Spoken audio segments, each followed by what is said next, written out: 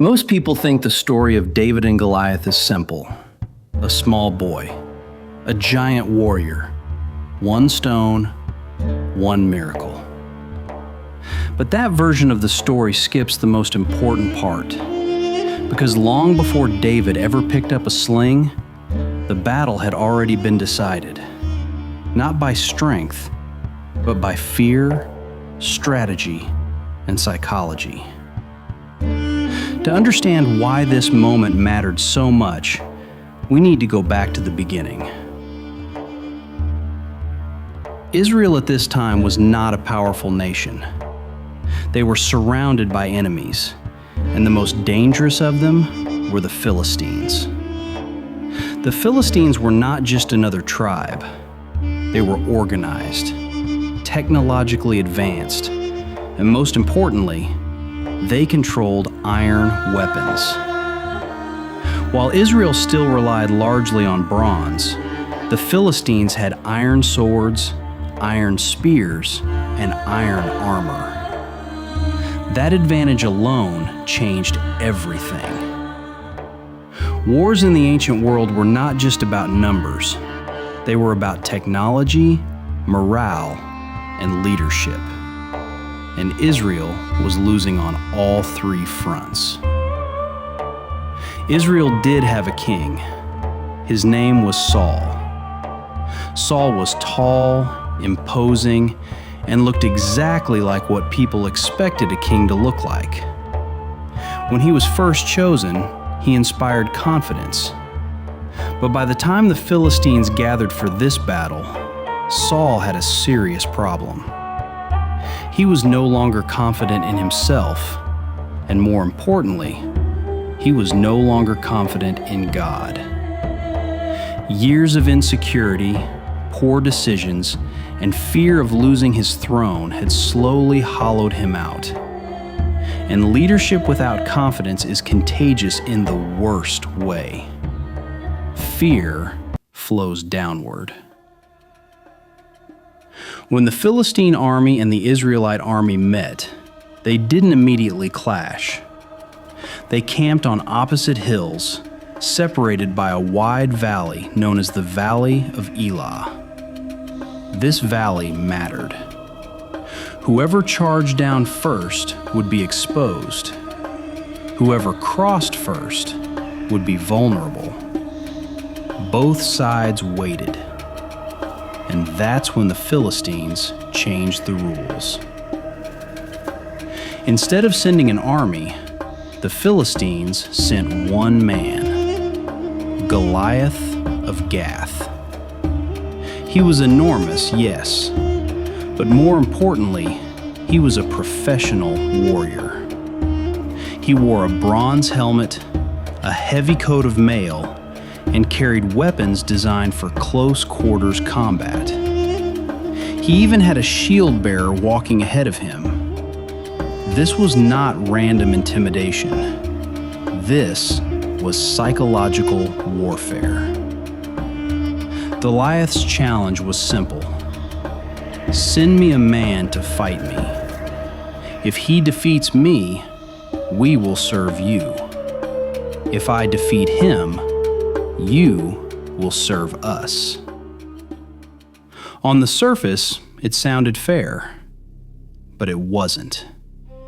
Because Goliath wasn't just asking for a fight. He was asking Israel to gamble their future on a single outcome.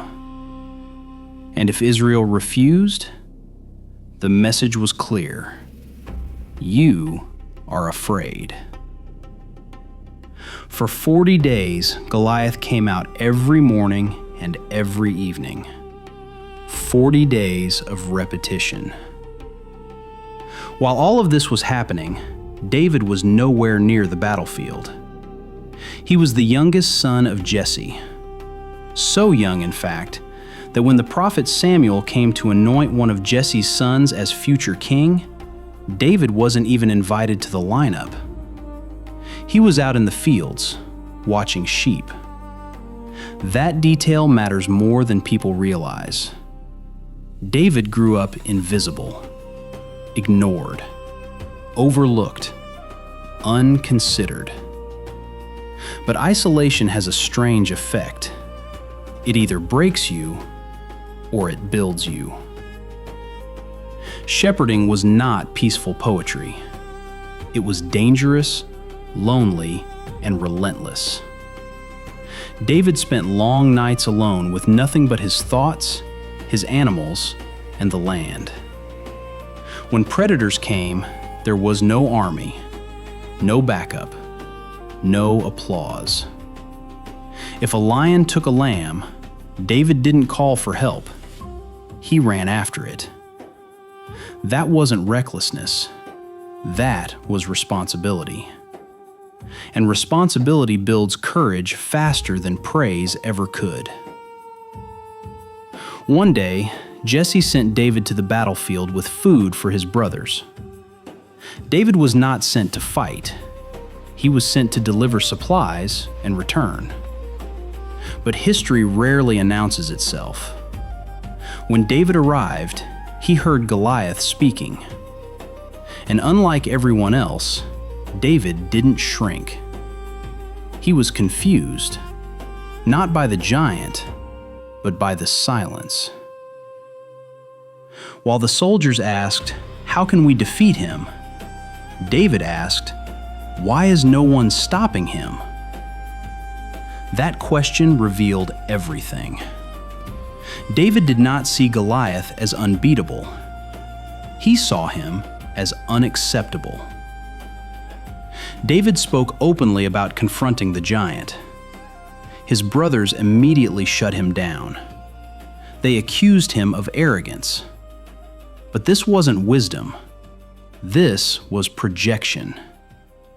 Fear often disguises itself as maturity. Eventually, word reached King Saul. David stood before him, young, unarmored, unimpressive by military standards. Saul saw what everyone else saw, a boy. But David didn't argue with emotion. He spoke with experience. He told Saul about lions, about bears, about survival when no one else was there. And for the first time in weeks, Saul heard confidence, not bravado, confidence. Saul tried to clothe David in royal armor. It didn't fit. This moment is deeply symbolic. Saul was trying to turn David into himself, but Saul's strength was already failing. David removed the armor, not because armor is useless, but because borrowed identity is.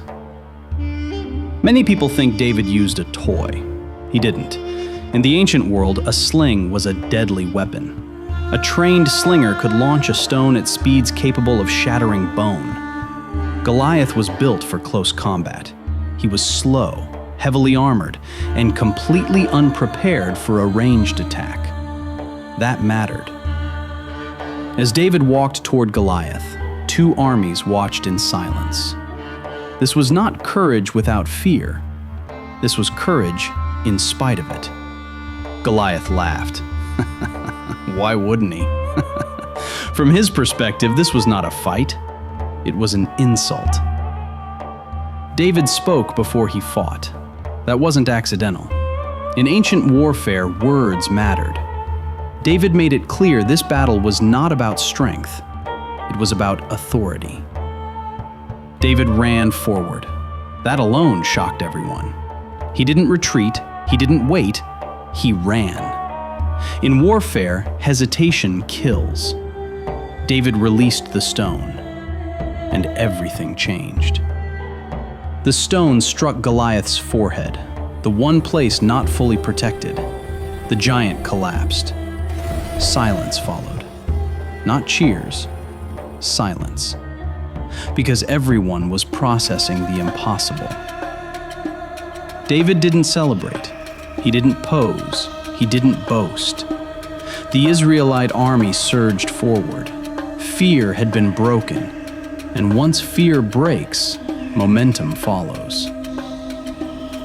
David didn't win because he was lucky. He won because he understood responsibility. He understood fear. He used the right weapon. He didn't fight someone else's battle. This was not a child's story. It was a lesson in leadership. The real lesson of David and Goliath is not that small people beat big problems. It's that most battles are lost before they're ever fought. Fear decides first, and whoever controls fear controls the outcome. Final thought. David walked into the valley unknown. He walked out remembered.